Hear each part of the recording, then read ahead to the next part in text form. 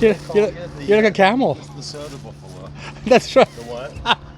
Jay calls me a soda buffalo because I just suck them down.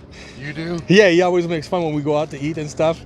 The lady brings the glass but to be fair, it's like 3/4 full of ice. You know what I mean? Yeah. so you might drink like 20 or 30 yeah, ounces. by the time she leaves, he says, you better bring the pitcher or 2, 3 at a time. Did this morning for us.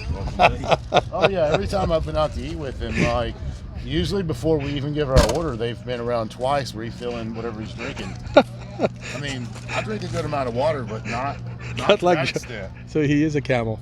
All right.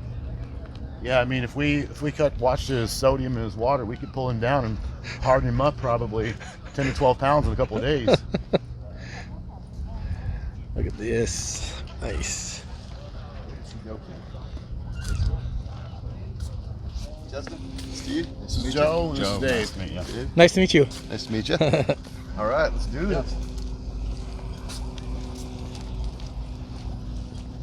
Nice fun to meet you, Justin. Yeah, you too, man. Put this together, man. Talked about a month now. I just can't take her. Come on down. It's like our fourth wheel didn't quite make it, so it's just the three of them. Yeah. What happened? You get a flat tire. Multiple issues. He's Australian. Mike? Yeah. Hopefully he goes that. Oh, so many. Lee Priest's going to come and attack us for these. Yep. What? Lee's going to come get me? Yeah. Hop on over and just step right down there.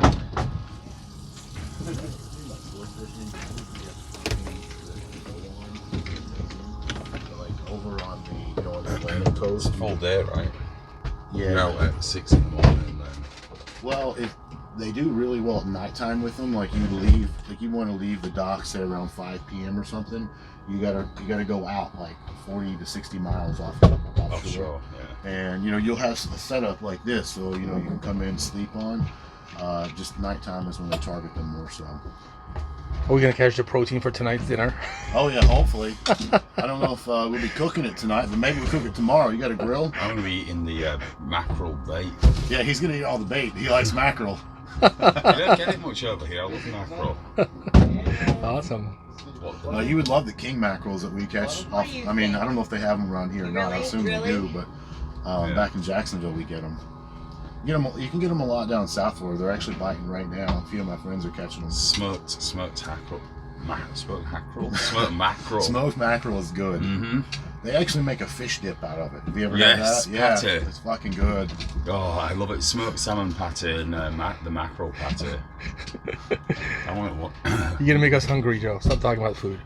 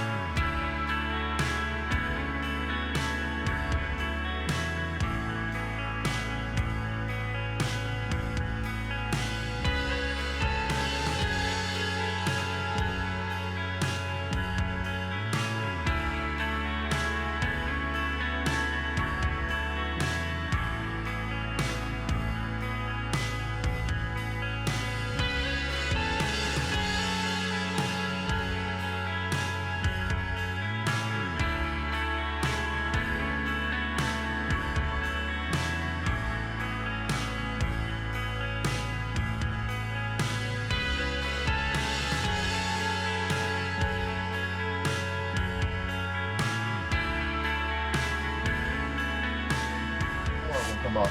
It's probably like our mackerel. And smelt and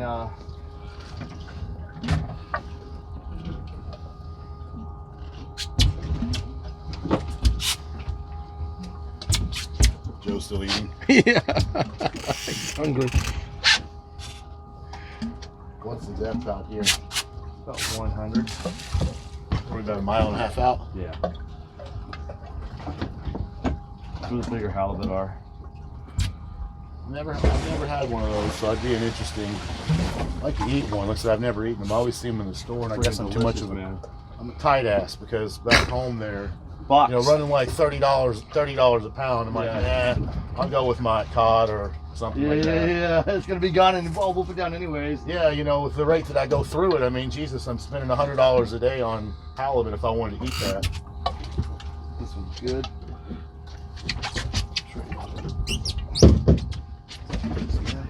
That one's good to go. Another one. So that guy, you want to man that thing too, because that thing's out and ready to go.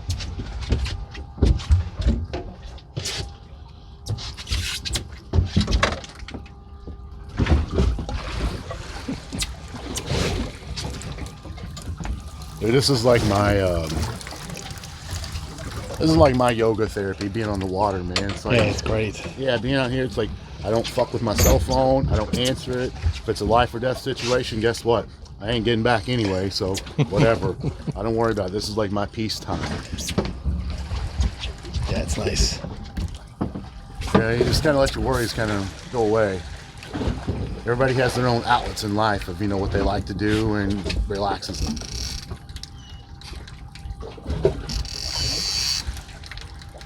Often do you go fish back home?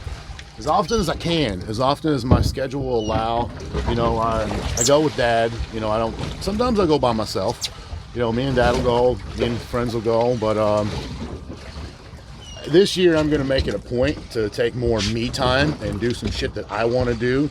So I'm hoping at least 3 times a month, 4 times a month. I mean, if I can get out twice a week, that'd be a blessing. But realistically, I'm staying busy with other stuff. I just don't think I'll be able to make it out twice a week. Yeah. When you go out on a boat and stuff, it's an all-day escapade. That's so right. You're not going to be able to. I live about 45 minutes from the water, so that's an hour and a half of your day there. Yeah. If I lived 30 or 40 minutes from it, I would be just shore fishing if I could. But the way I look at it is, it's about priorities. And at the time, my priorities were different. Well, now I'm going to make it a priority to take care of myself, my own mental happiness, and enjoying life. So this is what I'm going to do. Nice. That's awesome. You look like a big baller, as Jay would say. Balling. Should get that from the picture. I am going to take it home. It is the life.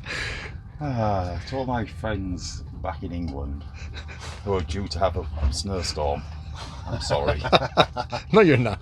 Not really. Sorry, not sorry. Jay's gonna see this. He's gonna say, "You got the fucking life, Borley." That's what he's gonna say. Like he doesn't, but I'm not allowed to have it. You're Only not allowed him. to have it? Only him. Whenever I do something fun, or he says, "Man, you got the life." I'm like, "What about you?" Where is he at right now? He's in San Diego. Yeah, Yeah. he's in San Diego. Yeah. Yeah, he says the temperature is nice over there too, so it's a good day today. How could it be? It's not that much different. No, it's the same. It's gotta be like just like this, yeah. It's about an hour drive, I think. Yeah, He always looks really content whenever I watch him, like on the channel. He just seems very happy at the moment, like in a good place. Because he's got the life. I've never seen Jay in a bad, I've never seen him angry or anything. No, I haven't, but you can just, when someone you can just tell the demeanour and they're just so calm and relaxed. And Yeah. like, something could be really bad happening. But just take it in his stride. Just like, Yeah. I actually met him. Hang on a second here. That noise, the noise. Yeah, I heard it click a little bit. I was like, wait a minute. I was like, pause the story. No, I actually met Jay. Obviously he don't remember this. I'd be surprised if he doesn't remember, because he remembers everything.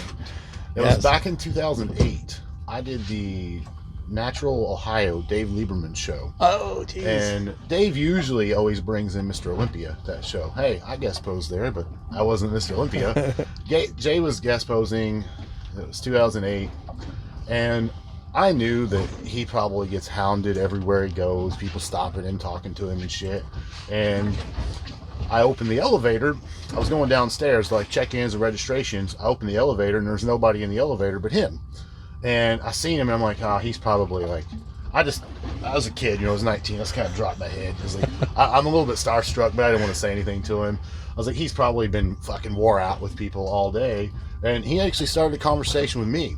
You know, he's just like, hey man, how you doing? I'm like, I kind of choked for a second. You know, I started talking to him. He's like, so how you feeling? How you doing? You know, what class you doing? You know, he just wished me well. It was like, it's a very good vibe, you know, you get from him. Like, he genuinely cares about people. He meets and greets every fan.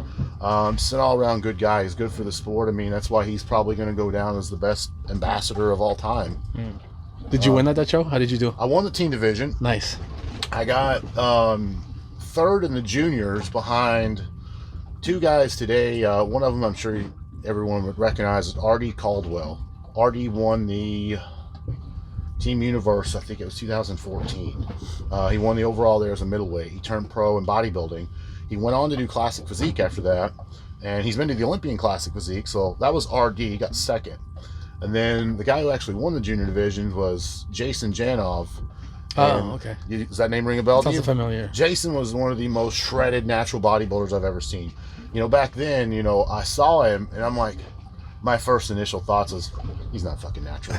Like, that was my thoughts. Like, there's no way. He's so much fucking better than every one of us. I think he's 2 or maybe 3 years older than me, because this was up to 23 years old. Jason won that division. He won the heavyweight division, too, in the open, and I personally had him pegged to win the overall, but he didn't. They gave that to someone else. But Jason went on to be a natural pro, and I think he won a few, like the Yorton Cup. He's like one of the higher, the natural organizations. He went into the NPC, and if memory serves me right, I think I saw on his Instagram, he had some health issues or something. He's doing great now, though. He's married, just had a kid, in the last year or so. I see him when I'm up around the Pittsburgh area. He trains at AmeriFit. I think at that same show, I ended up getting 4th in the open as well. That's the first time I ever made a welterweight division. Gotcha. So I was a skinny little fucker. You said you started at like 145, Justin, right? I was lighter than that, man. I didn't, I tell my clients and stuff, I want you to check in consistently with this. Like, I prefer you to check in and you're under. Don't send me pictures like that. I mean, I don't care if you weigh yourself naked or whatever, but like, don't weigh yourself with, a hoodie and jeans and boots shoes on. and, I love when I see people go to the gym and then they hop on the scale like, yeah, I'm 290. I'm like, all right, so take the 2 gallons of water, the 3 or 4 meals, and 8 pounds of clothes off. You're really like 277, 5, whatever. Yeah. So I didn't understand that. So at the time, when I was 14, 15 years old, I was 14, I would get on the scale, but I was probably weighing myself. Not probably, I know I was weighing myself with shoes, jeans, shirt, who knows what all I've eaten that day. And I was like 132, 133. And I can tell you, I haven't gotten any fucking taller since then. So it's not like I grew in height to make up that weight. I grew in width and thickness. So realistically, a dry weight for me was probably 127, 28. I always say like low 130s because that's what I saw on the scale. Yeah. Yeah. And what did you go up to at your biggest? Like my very heaviest? I took like 4 days off the gym and ate whatever the hell I wanted when I was in Vegas. 2014 is the year I worked with Derek Farnsworth. Not worked with him, but like had him help me. Right. I had an injury that he helped me. Derek told me, he's like, I know your mentality. I know you're so you're not gonna want to take off training. He said, but I need you to take off for the next 3 or 4 days. He said, dude, just fucking relax. He said, you're too uptight, you stick to your diet 24/7, 365. He's like, you're in Vegas, relax, have a good time. I did, and I came back, and I was like 301. Wow. I think when did you speak to Derek at 252? Do what? When you spoke to Derek, what were you, 252? Oh, no. I really good 4 days and 150 pounds. No, I was around 295, 298, somewhere in that ballpark. So it's before only I left for Vegas. 7 pounds of fun then. Yeah. But you were in shape. You were in like contest shape. or No. Okay, I okay, wasn't okay. in shape. Okay. Because I thought you said you were in Vegas. I thought maybe you just did the Olympia or something. Okay. No. The heaviest I ever competed at was right around 260. I might have been 261, 262. I didn't really check my weight the morning of the Sacramento Pro. Okay. That's when I think I personally felt like that was my best all-time look. Okay. To me, it was a perfect amount of conditioning with fullness.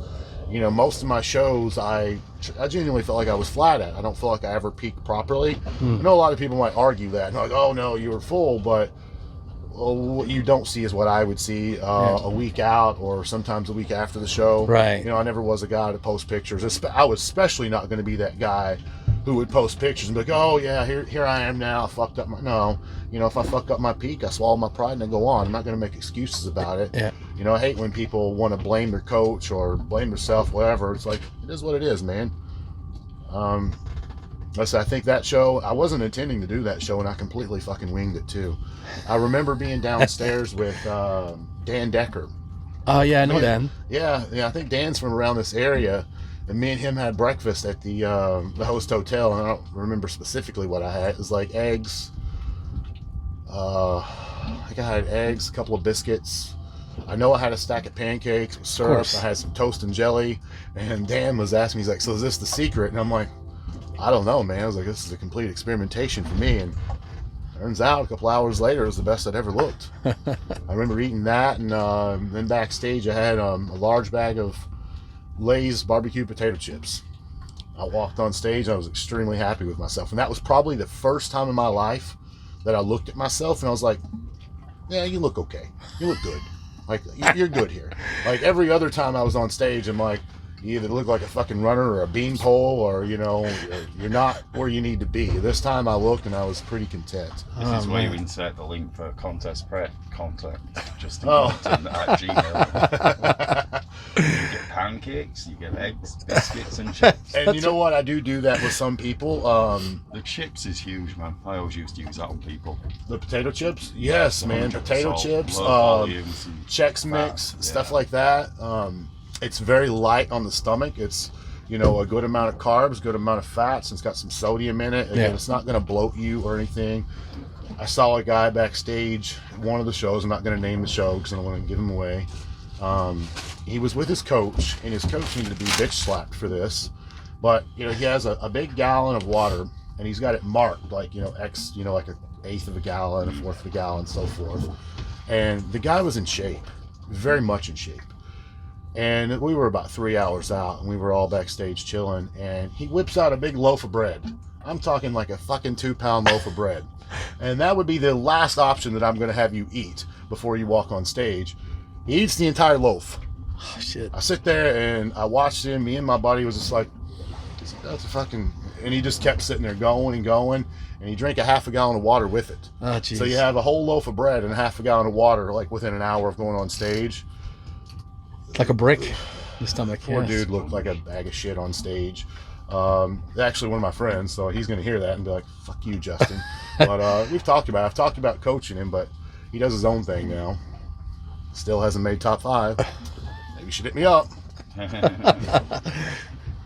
Wow, that's awesome. I love the stories. It's really interesting. I love, like, when I would be backstage and to see everybody, see their methodology and stuff, and then watch their Instagram stories of how they fuck things up backstage is comical to me. Yeah, it's the misunderstanding that you have to put a ton of food in. If you are like ready the morning off, you should just need a little drip feed just to keep on top of metabolism rather than try and fill out. That work should all be done.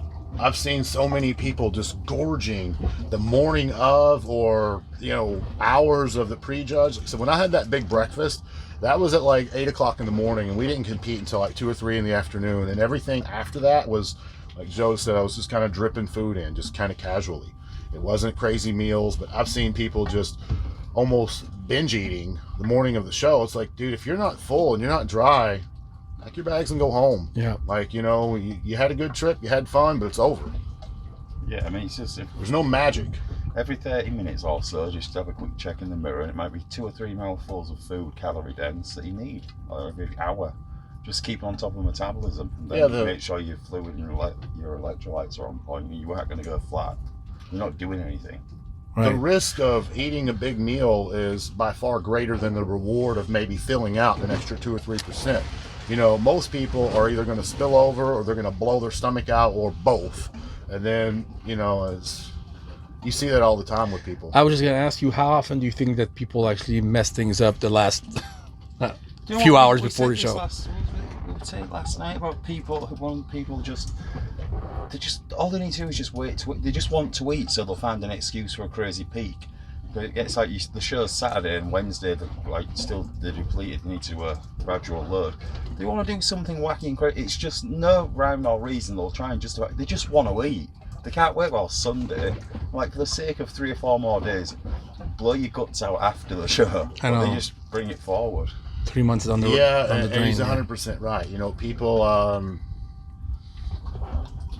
especially guys who they have to make weight, is once they make weight, you know, they'll just eat fucking hell off hinges, and it never ends well. Yeah. I never see anybody go to a buffet, or at least maybe not an actual buffet, but they got a buffet of food in the room waiting for them, and then they actually look good the next day. Yeah. Yeah. That's true. But yeah, I've seen, back to your original question, I have seen a lot of people that sometimes you can blame it on the filters, the Instagram filters and whatnot, but I've seen people in person that look good, like the day before, the check-ins and whatnot. And I say that mostly speaking from the amateur level, because as a pro, we don't pill out and weigh in, or the 212s do, but you know, obviously there's never 212. Yeah. So I never got to see anybody up close visually, one-on-one, at one day out. The only person I think I've ever had the opportunity to do that with was Roman, and when we were in Hong Kong. I saw Roman. Of course, Roman obviously didn't blow his peak or anything. Like, you'd have to really. I don't think it's possible for me to spill Roman over. But yeah, people, you know, they look great at their check-ins, and then they show up on stage the next day. So they either look watery, or they'll claim they look flat, but chances are they're probably spilled over from eating so fucking much. You think it's nerves? You think they just kind of freak out at the last minute and try to... I think they second guess a lot. Right. And sometimes they have a coach and they just go against their coach. I know. I've seen that. You know, I was telling Joe a story of a guy that I prepped and got him to make weight. And literally, I sent him the plan, and he's eating right in front of me, like, you know, feet from me. It was just something I didn't have on his plan anywhere in the diet. And I'm just thinking about that. I'm like, the fuck am I even here for? Yeah. Like, I didn't tell you to do that. But, you know, like I said, I don't know if it's nerves and they're just freaking out and they don't know what to do. But, you know, if your coach is smart, listen to what he's telling you. I mean, he's not... Bringing you in flat and making you look bad does not benefit that coach in any way, shape, or form. That's right. So no one's ever going to sabotage you, because I've heard people say that, oh, so-and-so was holding me back, or they screwed up my prep on purpose. No. Why would they fucking do dumb. that? And Yeah. it's like social media and like the way the information is shared now.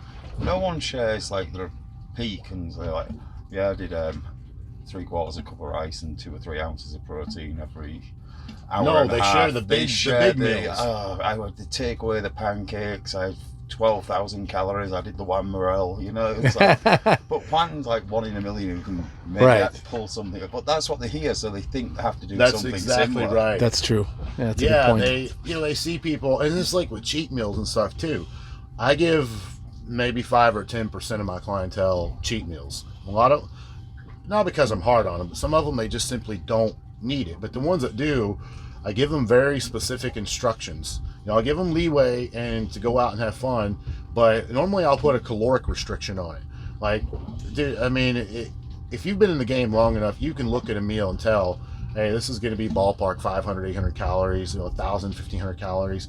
Like, don't go out and eat fucking 4,000 calories in one meal. Like, don't reset your progress that you just made for the last 3, 4, 5 days.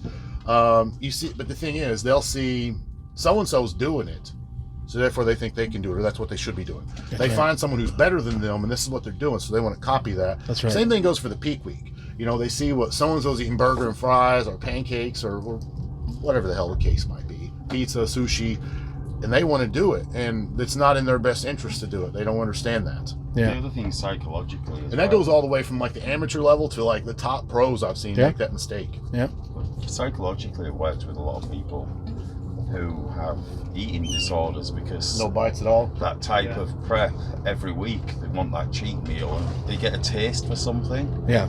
And they Can't stop. they can't control it, so it's safer not to give something that a taste bud's gonna get too stimulated by, just to stick to the same foods or increase food over a couple of days. And I fell afoul to it myself when I first started out. I mean, I was low carb keto all week, but I used to do a big carb up on a weekend. 2012 was the leanest I've ever been. That was when I last competed. But I got my carb refeeds up to 2,500 grams in about Jeez. a 12 to 14 hour window, and I would still drop weight. So it worked at that point, but my relationship was, I was planning that what I was going to eat the whole week, and it was really bad psychologically for me. Yeah. And I've seen it play out with a ton of athletes. I'm not saying it's females, because males are just as bad.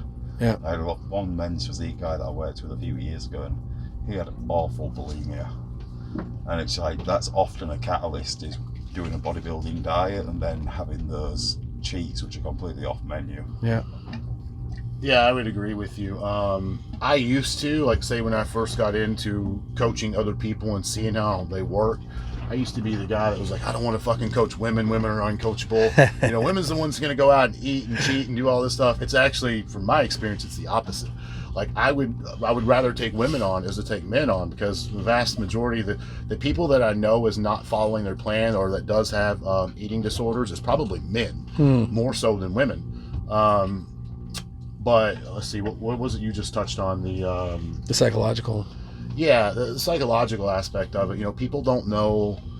Like I said, when you give them something off their plan, especially sugars. In my opinion, sugars is like the worst. Sugars is like a drug. It's like crack. You know, Yeah. it is. Like when you take most people that don't bodybuild or they don't follow any type of diet, just average Joes. You know, people that just work a day job. You know, they don't understand like a sugar craving, because hey, you know what, they're hungry, let's eat. You know, you want something sweet, let's eat it. You know, you want savory, let's get it. You know, it's not a big deal because they've never had a restriction. That's right. But when you take someone and you put them on a restricted diet for 16, 18, or 20 weeks, and they may have forgotten for the time being, you know, what sweet stuff tastes like, or savory, whatever they're craving.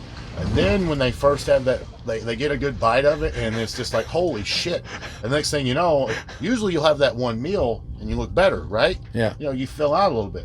Well, then they're like, well, I should have been doing this. And then it's 2, 3, 4 meals. And then you're up 20 pounds. And all of a sudden, reality check comes, and you're like, fuck, I'm fat now. Like, that's kind of how it works. One thing that I will touch on here that I see, and I do not condone the use of this for most people, because it's it can affect you psychologically, is when people use, I don't know how to categorize this into one, but I'll just name a few, like Ambien. That's one example. You know, people that use marijuana, THC, you know, stuff that it mentally impairs you, for one, and also Ambien's not really, like, one of the side effects is not necessarily hunger, but everybody I know that uses it, they tend to, not everybody, that's not true. A lot of the people I know that use it, they tend to want to go eat on it. It's a hypnotic drug, so, you know, like, it's not uncommon for, like, I'll get a message or something. I was telling Joe a story from a client a few years Judgment ago. calls away off. Yeah, that's the way to say it, is your judgment is a little bit impaired. It's like, you know, they'll justify it or something, and the next thing you know, they wake up the next day and it's like, oh man, I really fucking shouldn't have done that. And same goes for marijuana and THC. Anybody that's done that knows it does pick your appetite up, and you take someone that's already very lean, you know, in a caloric deficit, and they're hungry, and then you add that to the mix, and then you impair their judgment with it, they're probably in a likely state to go cheat and go eat. And not only when they do it, it's like I don't know what it is with that drug specifically, but it's like it doesn't, your stomach doesn't register to your brain that it's full, and they just keep eating. That's and the next right. thing you know, next day they're up 10 pounds.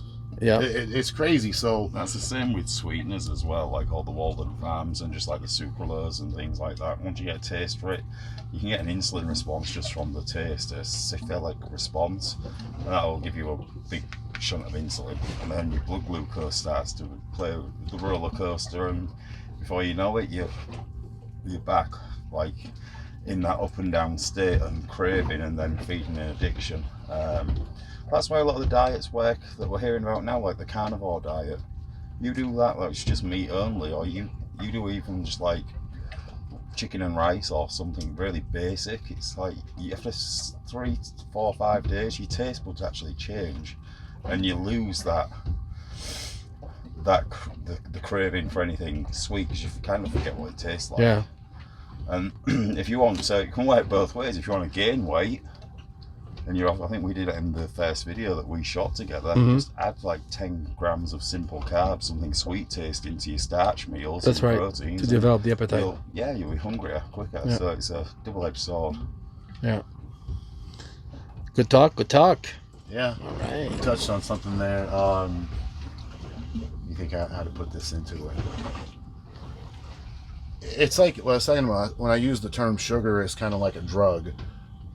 You know, people, I've never been a drug addict. I hope I'm never a drug addict. I don't have any desire to want to do that. But I do understand it because I've had a lot of friends and stuff that go through it.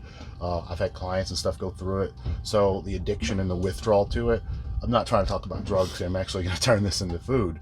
But like, I can kind of relate to like what they're saying and translate that into food. Because if you take someone who is, you know, they're eating a lot of sugars, they're eating a lot of junk food, and it's like, hey, bam, let's start contest prep now.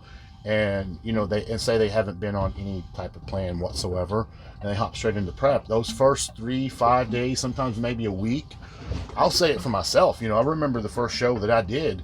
My first week of dieting was so much fucking harder than my peak week or 2 weeks out or 3 weeks out, because I was the type of guy, you know, I just recreationally weightlifted. That's what I would have called myself, as a weightlifter. And then when I decided I wanted to compete, put myself a diet together, and I refused to allow myself to cheat. But the thoughts in my mind of what was going through of what I wanted to have versus what I was actually having, it was very hard to fight it. I mean, it was like I felt like I was fighting an addiction. You have to go to detox. Yeah, it is. And you know, once you go for me, it took about 8 to 10 days, and then I started. Not only did the cravings kind of fade, the results started showing. And when the results started showing, I was like, fuck, I'm all in. Like, I can handle this. That's a high right there. Yeah. Yeah, that's, you know, that changes the game. Is once you get through that phase of, I don't know if it's where people diet for 3 or 4 days and, you know, they're hungry as hell and then they don't see results. They don't drop 5% body fat in 4 days. It's like, fuck it, you know, I'm going to eat what I want. Yeah. And then that just becomes a vicious cycle. So what would you say your best advice is for those people then who want to be on a plan? And I always say, well, don't look at, you know, 12 or 14 weeks. Don't even look at the 30 days. Look at it one day at a time, or even one meal at a time. Say, because when I used to get off an off-season diet or trying to compete again, it would always, I would do good for the first 5th meal, and then the 6 meals I would fuck up. Like, you know what I mean? Sometimes the last meal, and I would, fuck, so you have to start over again. So I figure, you know, if you tell people, just take it one meal at a time and try to do good every meal, and once you do a perfect day, then try to do a second one. I mean, it's like walking, I guess, versus running. Up on the 6th meal just to have 5 meals. Yeah, that's right. Just only have 5 meals, and that's right. My point is, you know, people are always full of good intentions, you know, but then they'll mess it up at the end of the day or at the end of the week, or, you know, so I don't know. I'm going to be honest here, man. This is brutal. I don't have the right answer for that question, because I personally was never like that. And I look at it this way. Most of the people, I have some lifestyle clients, and with the lifestyle clients I give them variation in their diet. You know, I'm not going to say it has to be this meal, that meal. I'll give them options, and that usually keeps people pretty content, and it keeps them on track and focused. But when it comes to contest prep, I don't really do that. I don't do the macro stuff. If you're like, man, I can't fucking stand chicken anymore, we'll change your chicken out. That's not a problem. But I don't give you like all these crazy options to go through. So I look at it this way: if you can't handle one solid day of contest prep, don't even fucking waste your time or your money. Like, if you can't if you want to get in shape and look better, again, that could be considered a lifestyle, and we can do that. You know, a whole different approach. But like when you say, I want to compete for my pro card or whatever, it's going to require extreme level of conditioning, and it's going to require suffering. There's going to be suffering. There's going to be sacrifice. I don't know anybody that's won their pro card that said, I didn't have to suffer or didn't have to diet hard. I had no cravings. You may feel good throughout your prep. That's fine. But you're not going to sit here and tell me that you didn't fight at least one craving at some point. Right. I don't know anybody like that. But that comes to your willpower. Like, if if you can't go one day on your diet, don't even think about a contest prep. At least get yourself to the point where you can diet a week or two before you cave in, before you commit to a show. So let me ask you a question. No words of motivation or encouragement on that. Let me ask you a question. When you would be off season or you would not be competing, would you keep yourself in fairly good shape, you would say? Yeah, my overall caloric intake was high enough in the off season that like I wasn't in a deficit. So, you know, when I find when I'm in a deficit, that's when my cravings are going to be high. Like when I'm eating a high volume of food, I wasn't always craving, you know, sweets or junk food or anything bad for that matter. It was almost like when I did have cheat meals, I would structure it so that it was more about, rather than satisfying a craving, I wasn't satisfying a craving. That was not it. Don't get me wrong, I enjoyed all the food that I've eaten, but it was more, I'm either doing it for a social outing, you know, an event, whether it be a date or just whatever. I was kind of structuring my day and my diet to plan around that. That way, one, I get to enjoy something different, and two, I get to enjoy the time and the company that I'm with as well. So it was a double whammy for me. I didn't struggle in the off season to, you know, keep it together. You know, I stayed in shape. What's in shape? So how many pounds above? Normally, not when you were 300, but I would say if you can be at 260, what's a good off season where you're not too heavy and you're like in pretty good shape for you? I felt like probably my most comfortable was probably the 2016 summer. I was hovering between low 270s all the way to high 270s, and my contest weight was right at 260 that year. So you were like about 20 pounds 15 away. to 20 pounds. Yeah. I was able to keep it together. I wasn't hungry. I wasn't bloated or hungry. I was right in the middle. I was neutral. Nice. Having cheat meals as needed, planned them. Again, I felt good. That year, I remember we went to Trinidad for vacation, and, you know, when I was heavier than that, fucking tired all the time. You get the lower back pumps. Yeah. Didn't experience any of that, you know, when I was, you know, within that range. So the of sweet weight. spots for you, like 280. My sweet spot would always be 15 to 20 pounds. But my issue with that is, I don't feel like keep in mind, at that point, I was pretty big. So my goal wasn't, you know, 10 more pound of muscle. You know, my goal at that point was just kind of refine my physique and just continue to better where I'm at. If I gained a pound or two, cool. If I didn't gain a pound or two, I was cool.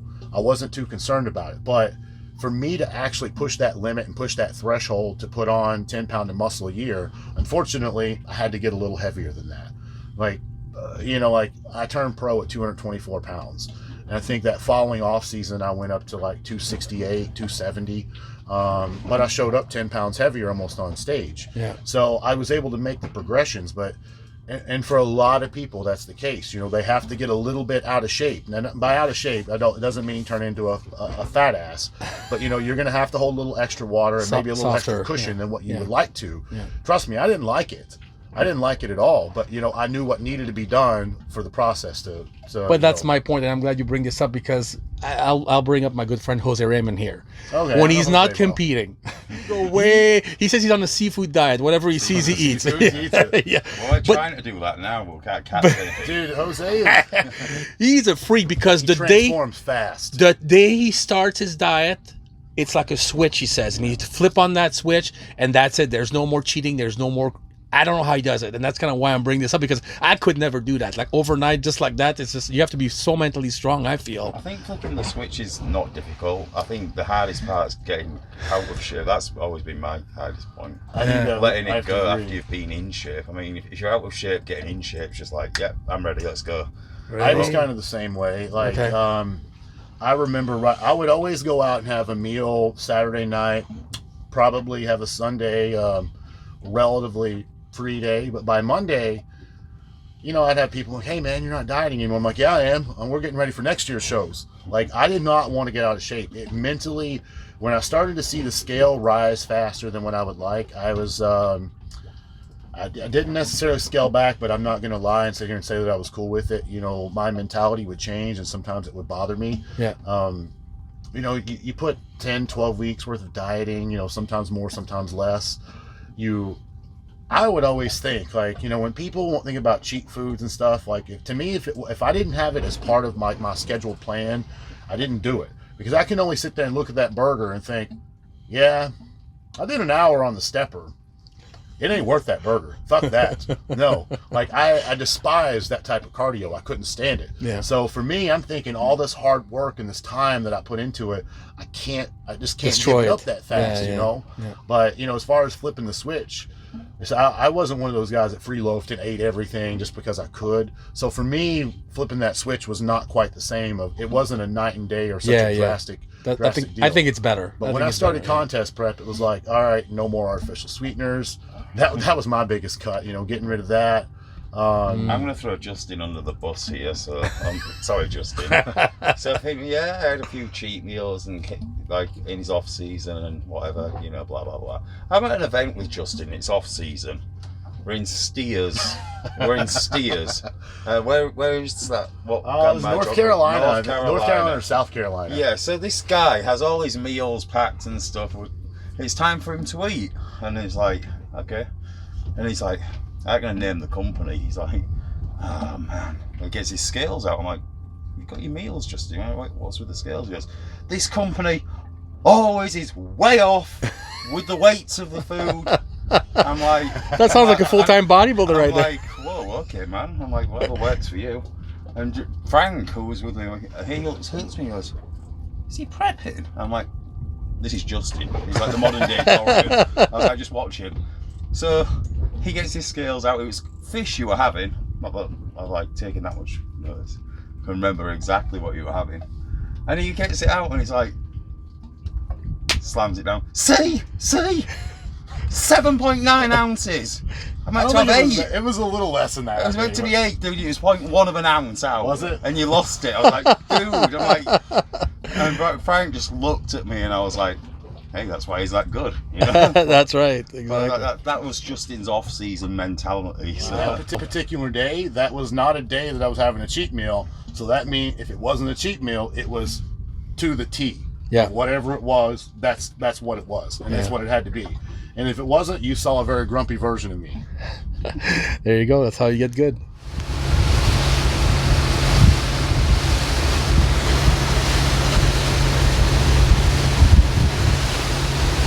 Nice.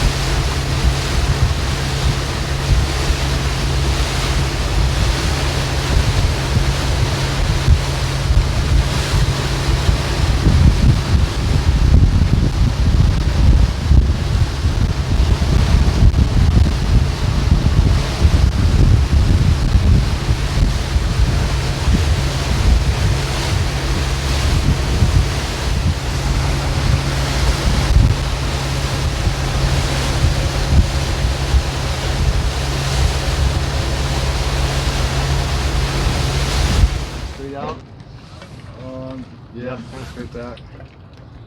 You know, we've got, I don't know, terms or it's a different type of like seagull that you guys have here. But I know you cast it out there. These fuckers will get so close to you, look at your boat, that if you take your line in the air, they'll snag your bait right out of the air and you'll hook them. In the air. You'll hook them in the air. I have pulled a few of them in, and I normally get them. I ain't trying to battle no bird. I'll get him, you know, within 4 or 5 feet of me, and I'll cut him off. We got some birds that can dive 200 feet that are really aggressive. They're a nuisance. Yeah, that'd be the last thing I would. I'm assuming you probably hooked one of them, then, right? Oh yeah. A lot. Dive 200 feet. That's pretty insane for a bird, huh? Mm-hmm.